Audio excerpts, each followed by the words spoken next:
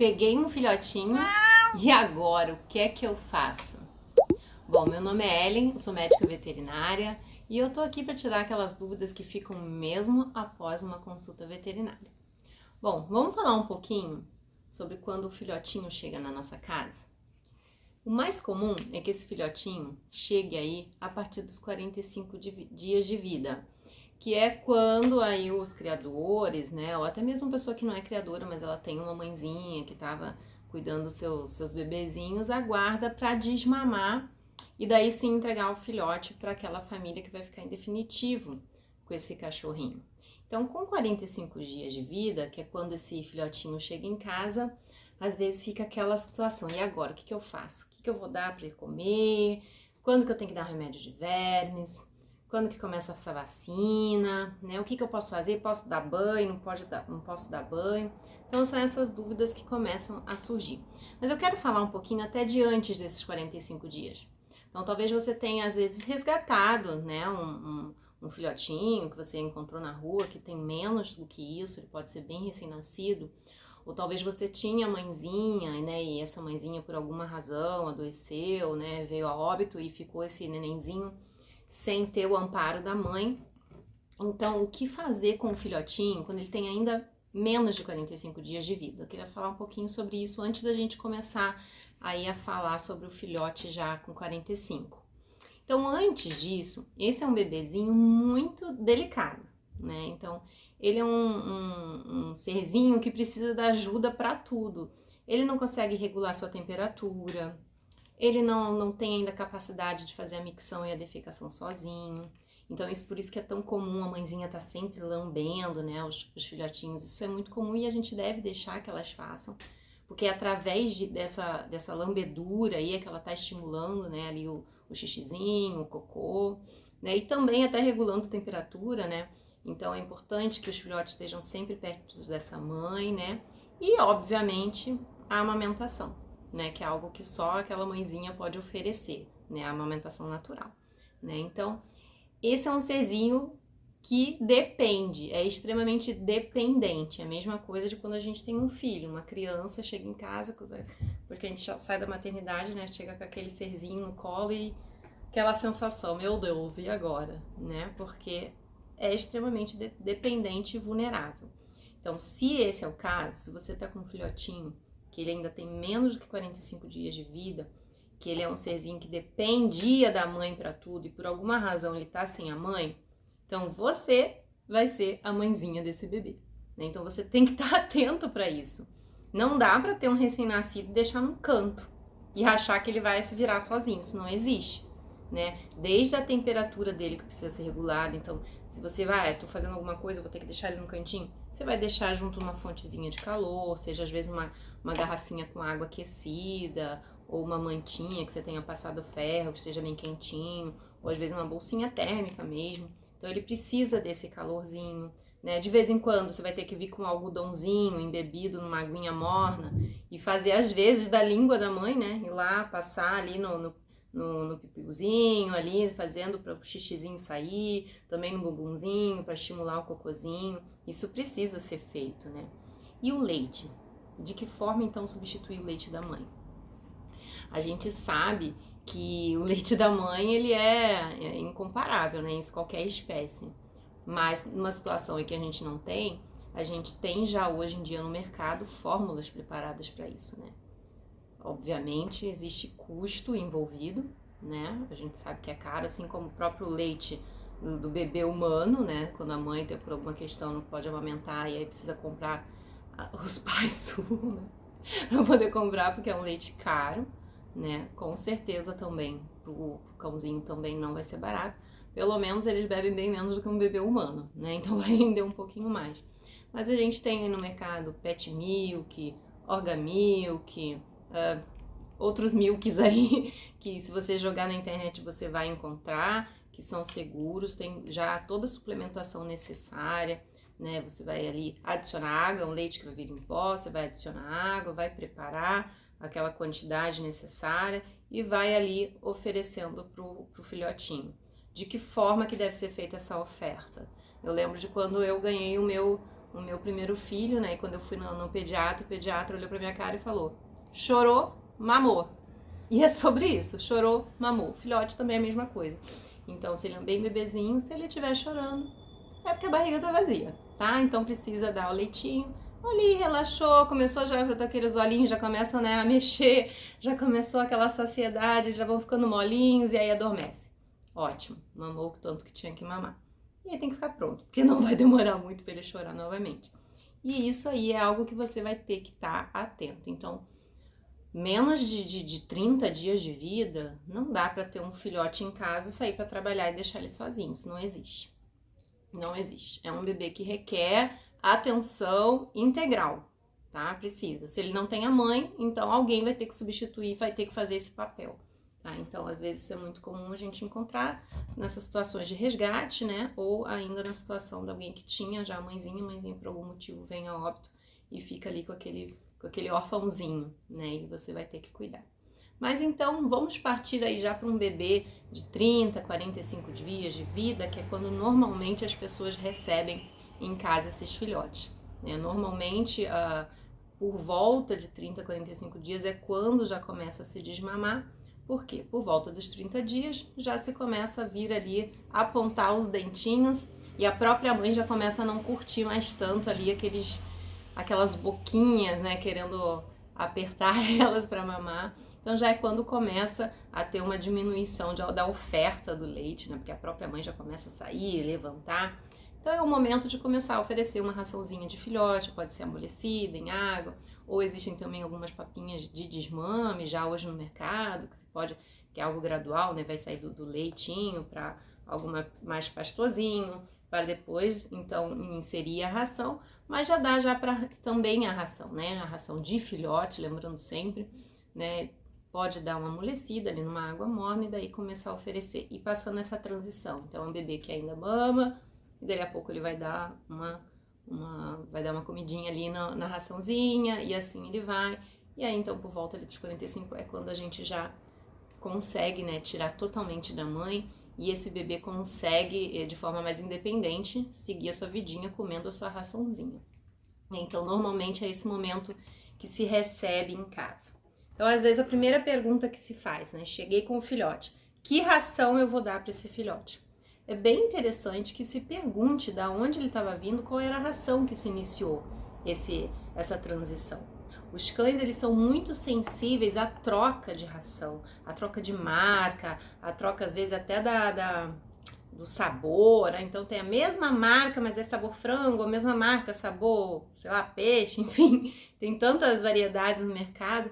Mas o cão, ele é muito sensível. Trocas bruscas de ração podem predispor, sim, a diarreias às vezes até muito críticas, levando a gastroenterite, às vezes até hemorrágica, né? E no caso de um filhote, a diarreia pode se tornar mais grave ainda, às vezes sendo um paciente que vai requerer internação, né? Devido à desidratação tão intensa. Então, certamente a gente não quer que isso aconteça.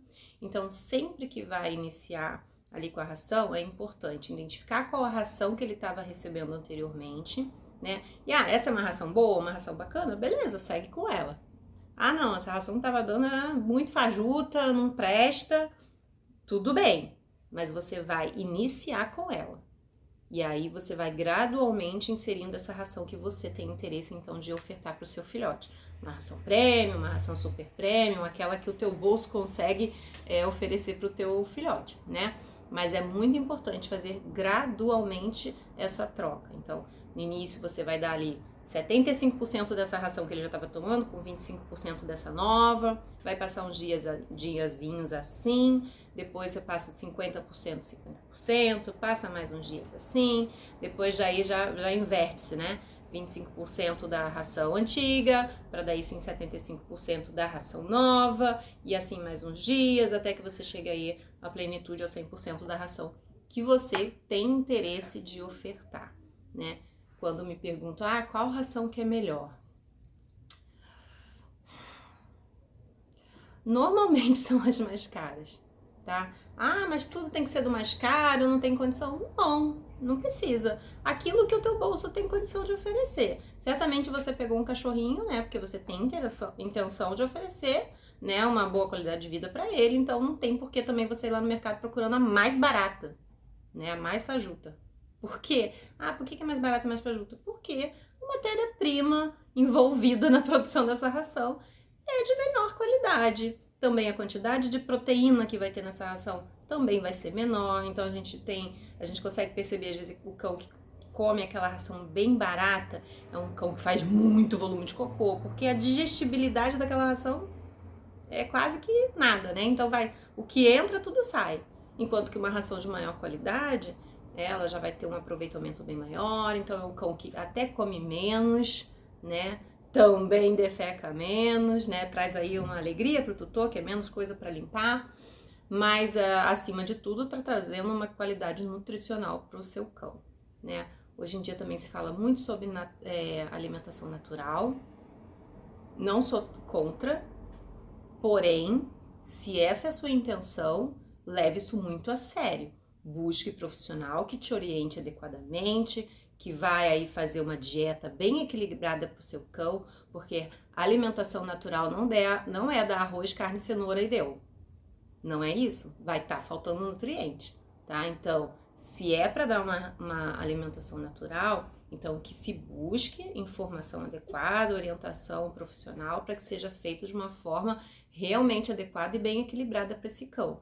Porém, que a gente sabe que a maioria das famílias não tem, às vezes, o tempo, né? Hoje em dia, infelizmente, nem nós mesmos já não conseguimos nos alimentar de forma mais adequada devido à vida tão corrida, né? Então, sim, a ração aí industrial, ela vai ter condições sim de oferecer qualidade, de oferecer equilíbrio nutricional, né? E a maioria das pessoas vão acabar indo para esse lado, então que se busque uma ração de qualidade, né, de preferência uma super premium, que tenha assim um nível de proteína adequado, nível de fibra, enfim, às vezes até alguns suplementos, né? É muito comum no consultório o tutor chegar doido para que se prescreva uma vitamina. Ai, doutora, prescreve uma vitamina pro meu cachorro, prescreve uma vitamina. E aí eu falo assim, mas qual é a ração que tá comendo? Aí a ração mais xing-ling lá. Né? Eu falei assim, olha só, muito melhor do que eu entrar com um suplemento vitamínico que talvez vai ser até mais caro do que a ração, ofereça uma ração de qualidade. Gaste um pouquinho mais nessa ração, né? Tu vai estar oferecendo uma alimentação adequada, não vai ter necessidade de suplementar. Mas aí é aquele pensamento o inverso, né? Eu dou uma ração ruim e depois eu quero suplementar, correr atrás do prejuízo. Não tem porquê, né? Então, busque aí uma ração dentro do seu bolso, aquilo que melhor vai atender nutricionalmente ao seu cão, né? Ok, passada a questão de ração, de alimentação, vem também os questionamentos a respeito de vermifugação e as vacinações, né? A gente já tem aqui um videozinho no canal falando sobre a diferença de vacina nacional e importada, recomendo muito que você assista, porque sim, tem diferença. Mas hoje eu vou falar só assim mais rapidamente sobre em que momento que devemos vacinar, mas antes disso preciso falar sobre a vermifugação. Então é muito comum o filhote vir com uma carga parasitária muito alta, por conta aí da mãezinha, que às vezes não foi tratada também adequadamente, né? Então às vezes a gente encontra aquele filhote com aquelas barrigas gigantescas, cheio de verme, né? Então precisa se tratar, né? A partir de 15 dias de vida, a gente já pode iniciar a vermifugação, tá? Às vezes chega o filhote no consultório com 2, 3 meses. Ah, eu vim trazer aqui para a primeira consulta, para começar a fazer vermifugação, para daí pensar na vacinação. Oi? Já era para ter feito a vermifugação, já era para ter feito a vacinação. Então as coisas são um pouquinho mais antecipadas, tá? Então com 15 dias de vida, a gente já faz a primeira dose da vermifugação. E 15 dias depois a gente repete essa dose. Mas eu queria aqui apontar algo que eu vejo muito no consultório de errado, que as pessoas fazem. Antes de vir ao consultório e passar por uma consulta ali pediátrica, né? Já vão direto no pet shop ou numa agropecuária já comprar o remédio de vermes. E eu não sei por que cargas d'água se vende lá o comprimido para um filhote que às vezes não tem nem 1 quilo. Um filhotinho, gente, com 40 dias, dependendo da raça, né? É um filhote de 800 gramas, 700 gramas, não chega a 1 quilo às vezes. E aí a gente tem, na maioria das vezes, no comércio, Os remédios de vermes em comprimidos, eles normalmente são remédios de vermes para 10 quilos de peso do animal. Então, se um animalzinho que tem 10 quilos, ele vai tomar um comprimido. Se ele tem 15 quilos, ele vai tomar um comprimido e meio. 20 quilos, 2 comprimidos. Ah, se ele tem 5 quilos, metade do comprimido. E aí o pessoal compra um remédio de vermes que um comprimido é para 10 quilos de peso. E às vezes resolve dar metade, ou quando tem um pouquinho mais, né, de iluminação, dá 1/4 do comprimido, mas para um cachorrinho que não tem nenhum quilo. Isso é muito arriscado. E às vezes a gente recebe daí um cão que fez remédio de vermes e chega mal no consultório, né, com vômito, com diarreia. E isso pode ser intoxicação com remédio de vermes. Então é preciso ser bem atento a isso, a questão do peso do animalzinho. Eu sempre recomendo, remédio de vermes, compre dos líquidos, remédio de vermes para filhote, que normalmente vem escrito puppy, né, que é filhote em inglês.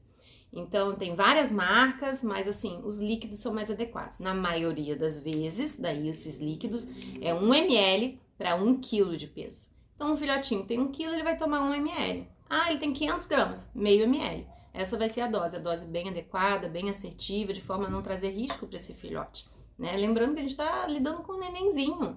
Qualquer remédio que a gente põe para dentro ali desse serzinho tem que ser feito com muito cuidado, né? Tudo é muito novinho no organismo dele. Então a gente precisa ter muito cuidado com isso. Evitem, né, sair comprando comprimido. Ou eu já tinha em casa para o meu outro cachorro. Ah, mas esse comprimido aqui é muito grande, né? Vou dar metade. Tudo eu até entendo que a pessoa até pensou, mas não é o suficiente. Um bebezinho tem que tomar uma dose bem mais baixa, aí o risco é grande, tá? Mas então, voltando, com 15 dias normalmente a gente dá essa primeira dose, então sempre se atentando à questão do peso do filhotinho, né? E 15 dias depois a gente repete. Por que tem que repetir 15 dias depois? Porque quando a gente entra com remédio de vermes, a gente tem os vermes no organismo do animal, eles estão em fases diferentes. Eles estão em fases de ovos, de larvas, de fase já adulta. E quando você entra com remédio de vermes, você não ataca todas as fases desse verme, né? Então, aí passado 15 dias, aquele que você não conseguiu atacar, porque ele estava numa fase na qual ele não era atingido pelo remédio de vermes, ele já vai ter atingido uma nova fase, e aí você vem com remédio com uma dose a mais e você consegue eliminar. Então é importante também se atentar para isso, né? Às vezes tem, me disseram que era dose única, e aí não se faz adequadamente, e aí dá o remédio de vermes e o filhotinho continua cheio de vermes, né, cheio de uma carga alta, né, e trazendo às vezes sintoma, diarreia, às vezes vômito, né, e acima de tudo também uma má absorção, enfim, podendo trazer anemia também, tem alguns vermes que trazem anemia, no filhote isso pode ser mais grave, né. Então, o remédio de vermes é algo importante para essa fase da vida e precisa ser feita adequadamente. E aí, lembrando que a vermifugação, ela vem anteriormente à vacinação. Por quê?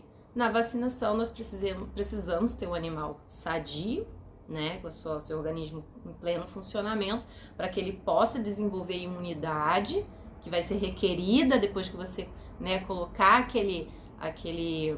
aquela vacina no animal, e para isso ele não pode estar cheio de vermes. Então, por isso é tão importante que se faça anteriormente. E aí, com 45 dias de vida, então, já vai ter sido feito esse processo, ali por volta disso, a gente inicia a vacinação. E com que vacina que se inicia? Com a polivalente, tá? Ah, existe V8, existe V10, existe V12, blá, blá, blá.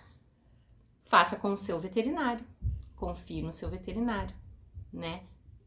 Apenas reforce, é vacina importada mesmo? Bem importante isso, você já sabe, assiste aquele outro vídeo que tem no canal. E siga as orientações, né? Pode ser a V8, pode ser a V10, importante que seja polivalente, tá? E aí, depois os reforços, né, que vão ser feitos direitinho, normalmente em torno de 20 dias após a primeira dose, a gente faz o segundo reforço, depois o terceiro reforço, às vezes também o quarto reforço, tá? E lembrando, vacina anual. Tá? É muito, muito, muito, muito, muito comum chegar no consultório, às vezes um animalzinho com 6, 7 anos de idade, com alguma queixa, algum sintoma, enfim, e aí eu pergunto, e como é que tá a vacinação? Fez direitinho, todas as vacinas lá quando era filhote. Aí eu falo, sim, e esse ano já tomou? Ah, mas precisava? Sim, precisava, tá? Vacina é reforço anual, existe aí um novo protocolo, né, um novo consenso com relação à vacinação. Pretendo fazer um vídeo bem detalhado sobre esse novo consenso, que fala da possibilidade de não se vacinar anualmente, tá? Mas aqui para nossa realidade do nosso país é muito importante fazer a vacinação anual. A gente vê no consultório frequentemente animais que fizeram vacinação quando filhotes, às vezes até fizeram reforço com 2 anos, depois passou algum tempo sem vacinar e de repente a gente se depara com uma virose grave, como por exemplo a cinomose, que muitas vezes leva o animal a óbito, tá? Então a gente aqui no nosso país tem um desafio muito grande frente às viroses, né? Nós temos com muita frequência, uma incidência muito alta, então é importante manter a vacinação em dia. É muito importante lembrar disso, vacinação anual, tá? Não é só quando é filhote que se faz vacina, ok? Bom, outras perguntas que às vezes podem surgir, né, além dessa questão aí de mais médica, digamos assim, às vezes vem aquelas perguntas, posso dar banho no meu filhotinho? Gente, pode dar banho no filhote, tá? Por algum motivo não é extremamente necessário, tá? Não tem porquê, meu Deus, ele tá imundo, precisa dar banho. Não é necessário, mas às vezes acontece, o animal às vezes tem uma diarreia, um vômito, ou às vezes no caso de um resgate, você resgata um filhote que vem cheio de terra ou cheio de pulga, enfim. E sim, é possível dar banho num cão de forma com cuidados, né? Lembrando que é um bebê, né? Então, água morna, protegido de vento, né? Não vai dar num dia de frio, com vento batendo, com uma água fria, porque daí você tá pedindo para dar problema. Então, com todo cuidado, né? Que evidentemente é necessário para se dar banho em bebês, a mesma coisa, né? Você pode sim dar um banhozinho com um shampoozinho neutro, de preferência que seja um shampoo de uso veterinário, tá? Dá o banhozinho, seca adequadamente, pode usar um secadorzinho para secar bem, especialmente se for aqueles cães mais peludinhos, né? Então pode usar, não naquele vento quente, mas talvez num morninho, dependendo muito do clima do dia. Pode sim dar um banho no cãozinho, né? Outras perguntas que podem surgir com relação a xixi e cocô, como é que eu faço para ensinar esse cão? O que eu gosto de falar é, tenha paciência. Ninguém nasce sabendo, né? Nós demoramos horrores para aprender a fazer xixi e cocô no lugar, não é mesmo? E a gente espera que o cão em 5 dias em casa já saiba. Tenha paciência, ele é uma criança, ele é um bebê, né? Tu vai ensinar. É bem importante que quando você tá com um filhote em casa, você não largue esse filhote solto pela casa inteira, você vai se incomodar. Ele é um bebê, ele não tem noção. Ele vai fazer xixi no tapete, vai fazer cocô no tapete. Se for um sofá baixinho que ele consegue subir, vai fazer em cima de sofá. Se você virar as costas, ele vai morder o pé da cadeira, vai morder fiação, vai morder rodapé. Um monte de estrago pode surgir, tá? Então, não se larga assim um filhote, né, pela casa inteira, especialmente se você for sair. É bom ter um ambiente mais restrito para ele, talvez um cercadinho, ou se você vai deixar ele numa peça da casa, ter um portãozinho, de forma que tu consiga controlar, né, o momento que tu vai deixar ele acessar o resto da casa. E é ali onde ele vai ficar, que você coloque ou o tapete higiênico, que hoje em dia é bastante usado, ou o jornal, né, como se usava também antigamente, acho que não tem nenhum problema ainda de utilizar.